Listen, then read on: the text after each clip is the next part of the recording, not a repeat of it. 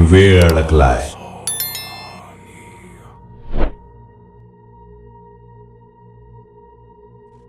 राहुल एक IT कंपनीत काम करणारा तरुण नेहमीसारखा त्याच्या दैनंदिन आयुष्यात व्यग्र असतो.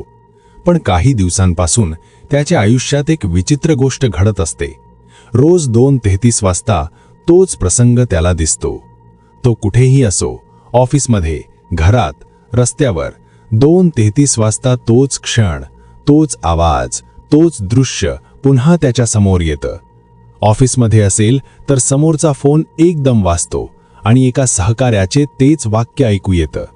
घरी असेल तर कपाटावरची घड्याळ हलते, खिडकीचा पडदा अचानक फडफडतो आणि बाहेर रस्त्यावर कुणीतरी तोच शब्द ओरडतो, सावध रहा. प्रवास करत असेल तर अचानक त्याच्या समोरचं दृश्य थांबतं आणि काही क्षणांसाठी सगळं स्थिर होतं. तो आधी हे योगायोग मानतो, पण नंतर लक्षात येतं की ही एक पुनरावृत्ती आहे. राहुल याचा शोध घ्यायचं ठरवतो. तो स्वतःचं निरीक्षण करतो, कॅमेऱ्यात रेकॉर्ड करतो, पण 2:33 वाजता व्हिडिओ काही सेकंदांसाठी ब्लँक होतो. दिवसागणिक त्याला विचित्र स्वप्न पडू लागतात. त्यात तो अंधाऱ्या रस्त्यावर असतो, कुणीतरी त्याच्याकडे येत असतं आणि अचानक तोच आवाज ऐकू येतो, 2:33 वेळ संपत चालली आहे. हळूहळू त्याला भास होऊ लागतात. त्याला वाटतं कुणीतरी त्याच्या मागे आहे, कुठेतरी भूतकाळात काहीतरी घडलेलं आहे जे त्याच्याशी जोडलेलं आहे. एक दिवस राहुल एका जुन्या वर्तमानपत्राचा संग्रह पाहतो. तिथे एका जुन्या अपघाताची बातमी त्याला दिसते.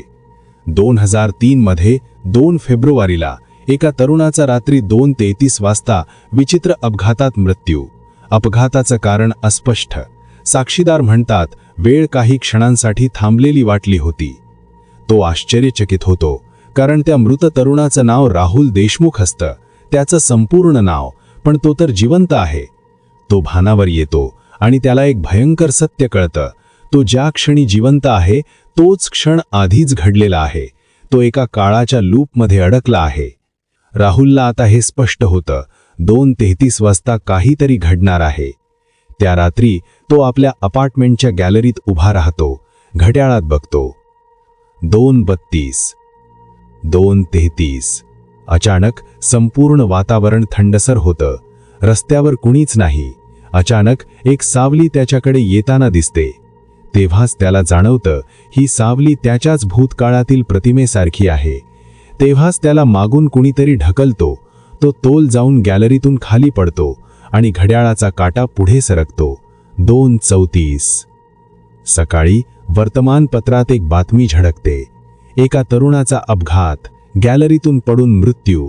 घटना घडली रात्री 2:33 वाजता आणि त्या वर्तमानपत्राच्या कोपऱ्यात एक अस्पष्ट छायाचित्र होतं, जिथे राहुल स्वतःच्या सावलीसारखा दिसत होता.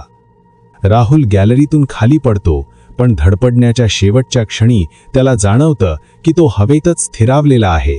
जणू वेळ थांबली आहे. तो आजूबाजूला पाहतो. रस्त्यावरचे दिवे बंद झालेले असतात.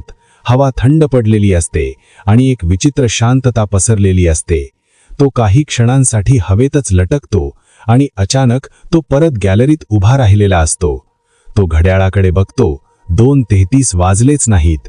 अजूनही 2:32 आहे. राहुल चक्रावतो. तो वाचला तरी कसा?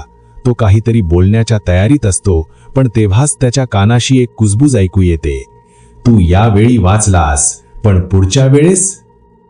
त्याच्या शरीरातून एक भीतीची लहर जाते. तो मागे वळून पाहतो आणि तिथे एक व्यक्ती उभी असते. तीच त्याची सावली, पण तिचे डोळे काळे आणि पोकळ असतात. ती सावली मंद हसते आणि म्हणते, 2:33 तुझ्यापासून दूर जाऊ शकत नाही. वेळ लूपमध्ये अडकली आहे आणि शेवटी तू माझ्या जागी येणार आहेस. राहुल ओरडतो, पण काही क्षणांतच सगळं अचानक पूर्ववत होतं. तो बेडवर असतो.